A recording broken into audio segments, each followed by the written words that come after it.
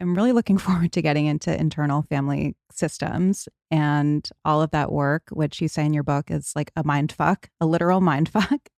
And it's funny because I've had so much experience in treatment environments, therapeutic environments. I've done so many different modalities. And when I first heard internal family systems, I don't know why I didn't really think of the word internal, but I thought, oh, family systems. Yeah, like addiction, alcoholism, it's a family disease, family dynamic, maintain the status quo, blah, blah, blah. And then I started reading your book and I was like, oh, there's a whole family within us. And it made so much sense. So, how did you land on internal family systems? So the founder of IFS, Internal Family Systems Therapy, is my very dear friend. His name is Dr. Richard Schwartz. I was practicing IFS with my therapist for 7 years before I even realized I was doing IFS. She was practicing it with me. And one afternoon I was watching this YouTube video and I watched this man, Dick Schwartz, being interviewed about his model of therapy. And as he was describing it, I was like, holy shit, that's what I've been doing for 7 years. So very quickly, it was right when I started my podcast. He was the third person on my show. I invited Dick on, and within minutes, we were instant friends. And he kind of had a psychic sense, I think, that he was really wanting to support my journey with IFS. And he encouraged me to do the training. And I went on to become a trained practitioner in internal family systems therapy. I'm not a therapist, but I am trained in IFS. And the more I did the training and the more I developed awareness and understanding of the model, the easier it was for me to apply it. At which point I said to Dick, I want to make this self-help. I want to help democratize your work. It's very much in the zeitgeist right now, but I wanted to just wanted everyone to be able to have an experience of this, whether they're in therapy or not. And if they're in therapy, maybe they ask for IFS. And if they're not in therapy, they can start to use the tools on themselves. So hence the book, here it is, Self-Help. And this is self-help. This is your chance to change your life. And I'm going to explain to you why it's called self-help. And I'm going to explain the model of IFS very briefly. Because really, this book isn't an IFS book. This is a self-help book that's informed by the principles of IFS. So the mind fuck, here's the mind fuck. You said you thought it was this external family systems. Dick Schwartz was actually a family therapist. So family systems was his training. But what he started to realize when he started working individually with women, particularly women who were having eating disorders, like binge eating, is that they would start talking about these different parts of themselves. Like a part of me wants to binge, and a part of me wants to rage, and then a part of me wants to do this.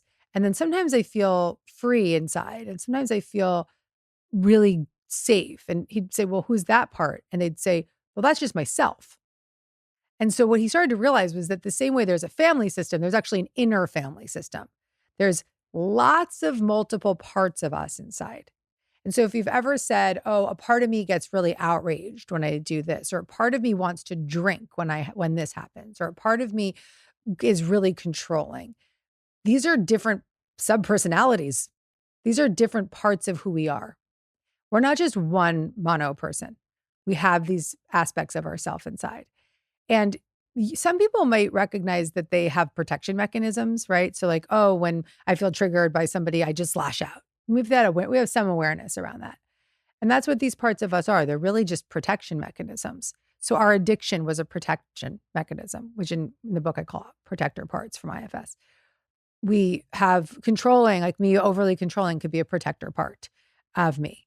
Do you know of your protection mechanisms? My current protection mechanisms, I would have to think about that a little bit, but you do use the example in the book I think it was one of Dick's examples of a patient that he was working with who had bulimia.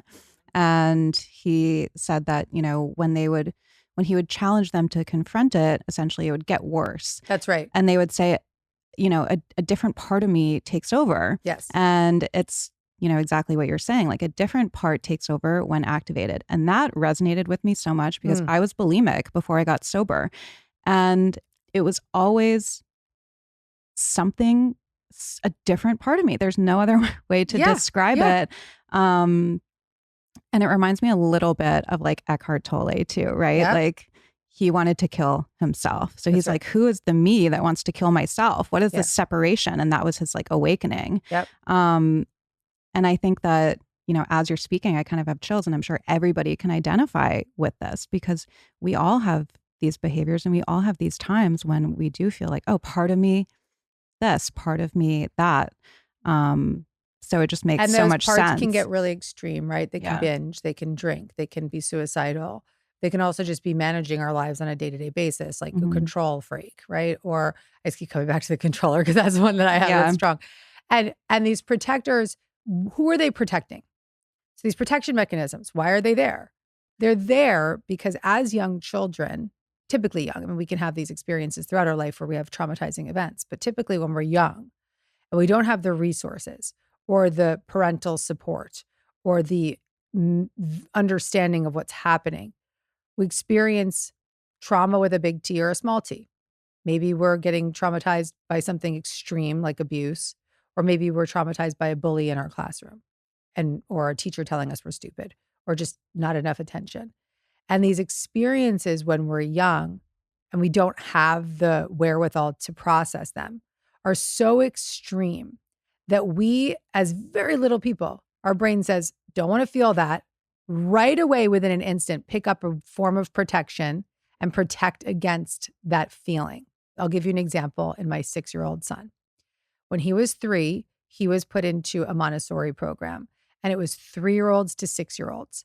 He was just out of a diaper, right? Literally, I had to rip the diaper off and put him into this class. And in that same class was a 6-year-old. Now, if you don't have kids yet, but if you understand, 3 and 6 is like being 15 and 50. Like it's so different. And so the miracle of Montessori wasn't going to work in this instance because there was a 6-year-old who was pretty much like, I don't want to have anything to do with these little kids. He was a little bit of a bully and going through his own stuff. And my son, all he wanted to do was be friends with that kid. And so that kid kept knocking him down, knocking him down, knocking him down. And he was obsessed with this kid and he kept getting knocked down. At a very young age, at 3 years old, he realized if I'm not a boss, I'm not good enough. From that point forward, my son has the misguided belief that I have to be the boss to feel good enough. So how does that show up? He'll walk around the house with his Nerf gun. Hello? Like a little kid shows up, he's holding a Nerf gun. Okay. He will bully, like he'll not bully, but he's getting a lot better as he develops and as we work with him.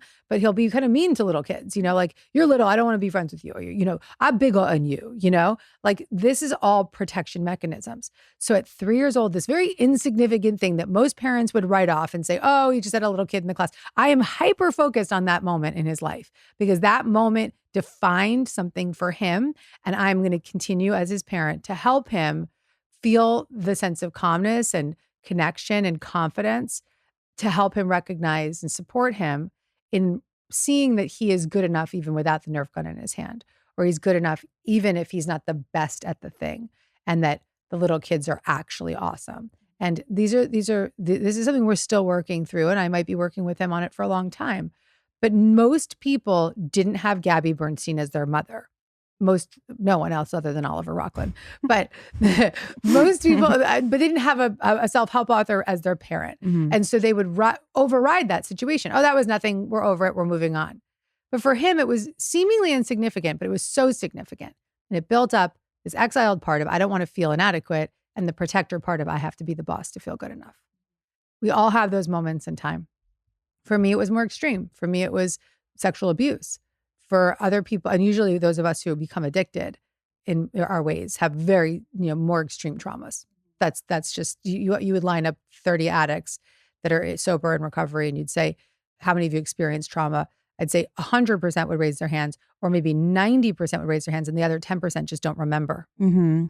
I fall into that 10%, and I always go back in my story, and it just doesn't make sense because I didn't come from, a broken home. I didn't have any trauma that I can remember.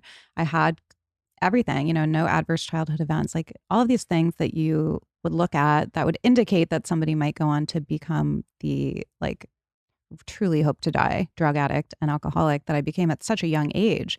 It was just that classic restless, irritable, discontent, uncomfortable in my skin, hyper self-aware, hyper self-conscious,